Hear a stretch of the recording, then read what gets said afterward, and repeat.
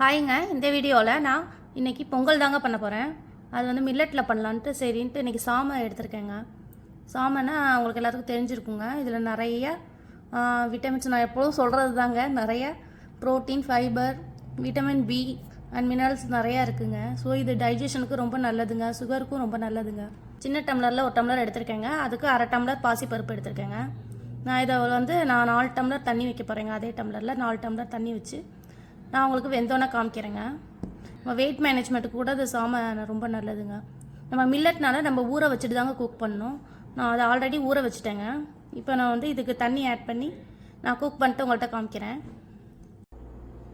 இப்போ நம்மளோட little millet Pongal ready ஆயிடுச்சுங்க. இதுக்கு வந்து நான் 2 விசில் விட்டுட்டு ஒரு 5 மினிட்ஸ் சிம் பண்ணி வச்சுருந்தேங்க. நல்லா வெந்துருச்சு பாருங்கள். நல்லா உங்களுக்கு பார்த்தாலே தெரியும், நல்லா வெந்துருச்சு. அப்படி நம்ம எப்பொழுதும் பொங்கல் தாளிப்போலங்க, அதே மாதிரி தாளித்து இதில் மிக்ஸ் பண்ணிட்டு நான் உங்கள்கிட்ட காட்டுறேன். நான் தாளிப்புக்கு எப்பொழுதுமே முந்திரி, கருவேப்பிலை, ஜீரகம் போட்டு தாளிச்சுட்டு பெப்பர் முழுசாக போடாமல் மிளகுத்தூள் மட்டும் லைட்டாக போட்டு தாளிப்பேங்க. இஞ்சியும் இதில் பொடி பொடியாக கட் பண்ணி தாங்க போட்டிருக்கேன். இதில் சால்ட்டும் ஆட் பண்ணி நல்லா மிக்ஸ் பண்ணிக்கோங்க. நமக்கு இப்போ ஹெல்த்தியான மில்லட் பொங்கல் ரெடி ஆயிடுச்சுங்க. நம்ம சாப்பிட வேண்டியதான்.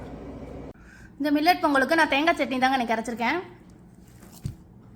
இந்த பாருங்க, நம்மளோட ஹெல்த்தியான சாமை அரிசியில் பொங்கல் ரெடி ஆயிடுச்சுங்க. செம்ம டேஸ்ட்டாக இருக்குங்க சாமை பொங்கல். கண்டிப்பாக ட்ரை பண்ணி பாருங்கள் நீங்களும்.